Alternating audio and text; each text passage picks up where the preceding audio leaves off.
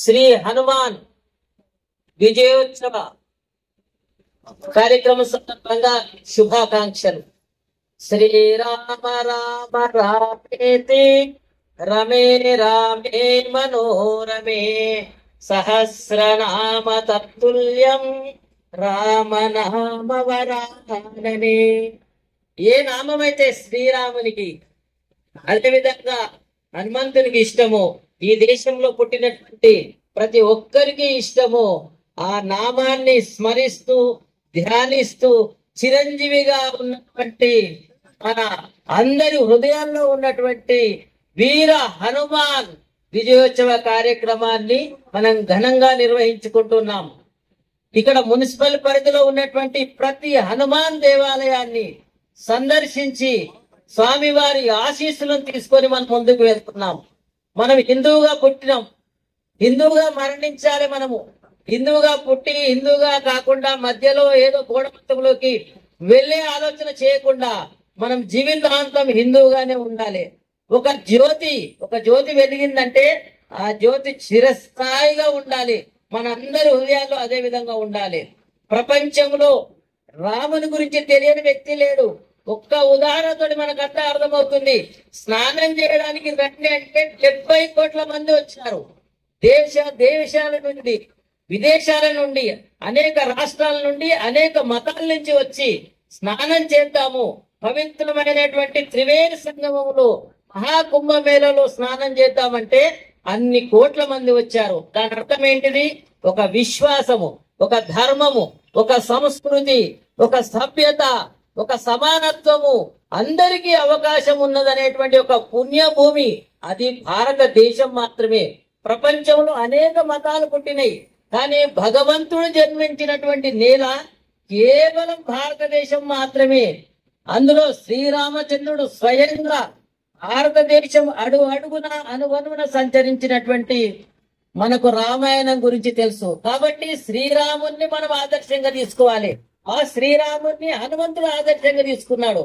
ఎందుకంటే సీతమ్మ వారిని చెర నుంచి విడిపించటములో ఎంతో ఘనమైన పాత్ర పోషించాడు. అంతేకాకుండా లక్ష్మణుణ్ణి సంజీవని తీసుకొని వచ్చి లక్ష్మణుని యొక్క ప్రాణాలు కాపాడాడు. కాబట్టి సాక్షాత్తు శ్రీరామచంద్రుడు మహాసభలో ఆంజనేయునికి విజయోత్సవ దినంగా చైత్రమాస పౌర్ణమి నాడు నిర్వహించాడు అనమాట. ఈ రోజును ఏర్పాటు చేయడానికి అసలు కారణం అది.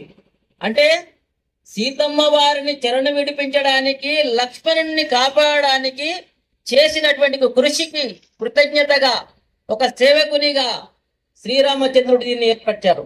ఈ సందర్భంగా మనం ఒక స్ఫూర్తిని పొందాల్సినటువంటి అవసరం ఉంది.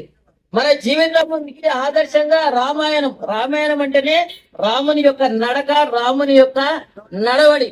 ప్రపంచంలో మీరు ఎక్కడైతే చూడండి, ఒక రాజు అనేక మంది పెళ్లిళ్ళు చేసుకుంటాడు, కానీ శ్రీరామచంద్రుడు ఏకపత్ని వ్రతంతో ఉన్నాడు. ఒకనాడు అంటే 20 సంవత్సరాల క్రితము ఎయిడ్స్ అనేటువంటి వ్యాధి వచ్చింది, కానీ ఇప్పుడు దాని యొక్క తగ్గుముఖం పట్టింది. కానీ ఇలాంటివి రాకుండా ఒక వ్రతం చెప్పబడింది. ఆ వ్రతము శ్రీరామచంద్రుడు చెప్పాడు, ఏకపత్ని వ్రతం. ఏకపత్ని వ్రతం అంటే ఎయిడ్స్ రాదు. ఇలా అనేక విషయాలు ఉన్నాయి. అన్న కోసము తమ్ముడు చేసినటువంటి కృషి అనుకోండి. తర్వాత తండ్రి మాట జవదాటకుండా శ్రీరామచంద్రుడు నడుచుకున్నటువంటి విధానం. ఒక చిన్న ఉదాహరణ చూద్దాం. ఈనాటి కాలానికి ఆనాటి కాలానికి. తండ్రి ఏమన్నాడు? నాయనా శ్రీరామచంద్ర, నీకు రేపు పట్టాభిషేకం అని చెప్పాడు. ఆ రోజు రాత్రి కైకేయి వచ్చి ఏం చెప్పింది? నాన్నగారు నీకు చెప్పలేకపోతున్నారు, నీవు 14 సంవత్సరాలు నార వస్త్రాలు ధరించి వనవాసం చేయాలి అని చెప్పారు. ఈనాటి కాలంలో అయితే ఏమంటాం? నాకు రాజ్యాధికారం వస్తుంటే నువ్వెవరు అడ్డుకోవడానికి అని చెప్పేసి ప్రశ్నిస్తాం. కానీ ఆనాడు తండ్రి మాట జవదాటకుండా సత్య వాక్పరిపాలన చేస్తూ, తండ్రి ఆజ్ఞ పరిపాలన చేస్తూ శ్రీరామచంద్రుడు 14 సంవత్సరాలు వనవాసం చేశాడు. అంతేకాకుండా భార్య కోసం, సీతమ్మ వారి కోసము యుద్ధం చేశాడు. ఈ రోజులలో ఒక భార్య వెళ్ళిందంటే రాజు ఏం చేశాడు? ఇంకొక పెళ్లి చేసుకుంటాడు.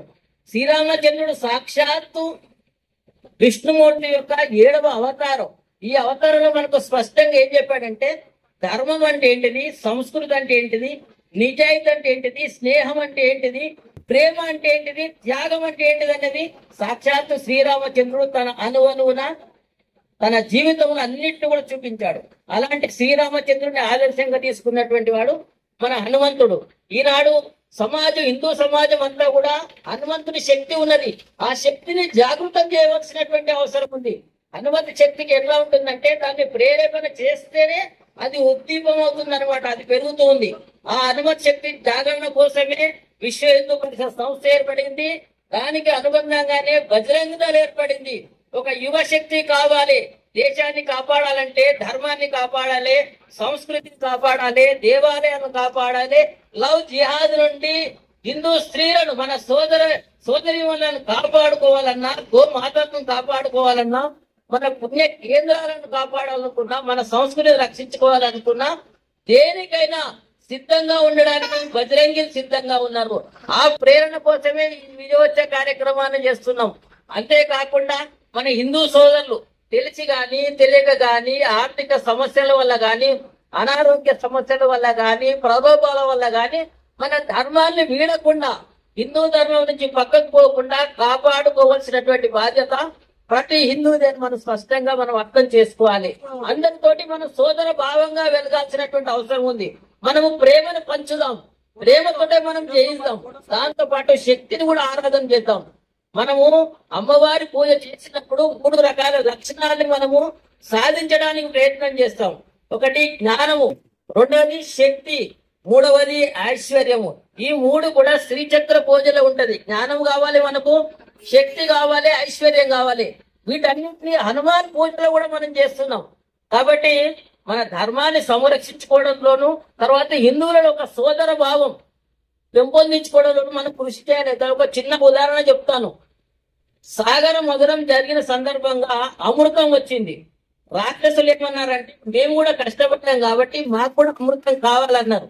వాళ్ళదంతా దురుద్దేశం, విద్రోహం చేయడం, తర్వాత ధర్మ కార్యాలకు విరుద్ధంగా ఉండడము రాక్షసమైనటువంటి ప్రవృత్తి.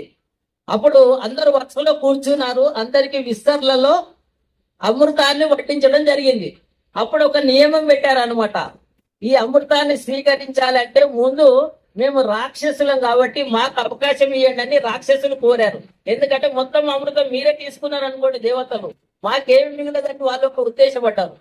సరేనని రాక్షసులకు ముందుగా అన్ని వరుసలలో కూర్చోబెట్టేసేసి అమృతాన్ని వడ్డించారు.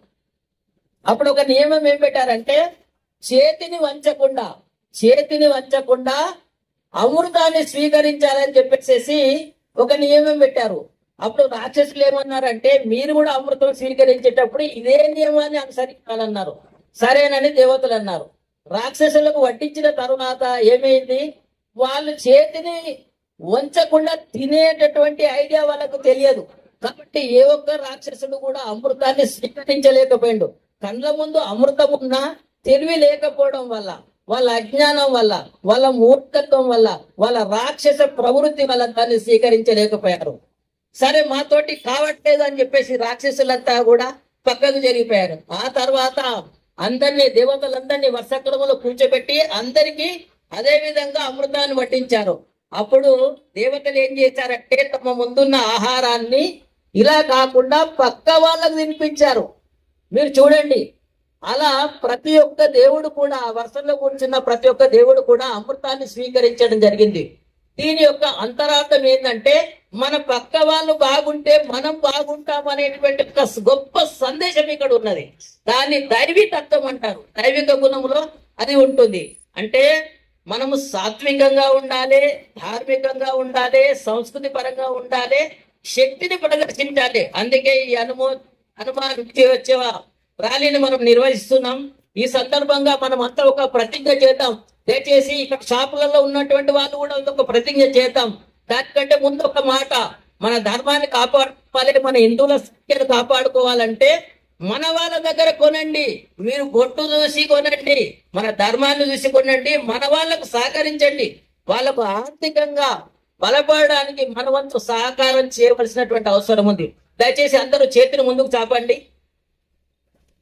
హిందువుగా జన్మించిన నేను జీవితం హిందువుగానే ఉంటానని, నా దేశాన్ని, నా ధర్మాన్ని, నా సంస్కృతిని, నా ఆలయాలను, నా సోదరీమణులను, గోమాతలను, సంస్కృతిని పరిరక్షించుకుంటానని ఆజన్మాంతము ఒక హిందువుగా, ఈ దేశంలో పుట్టిన బంధువుగా పాలిస్తానని స్వామి సాక్షిగా ప్రతిజ్ఞ చేస్తున్నాను. జై శ్రీరామ్. జై రామ లక్ష్మణ జానకి. రామ లక్ష్మణ జానకి.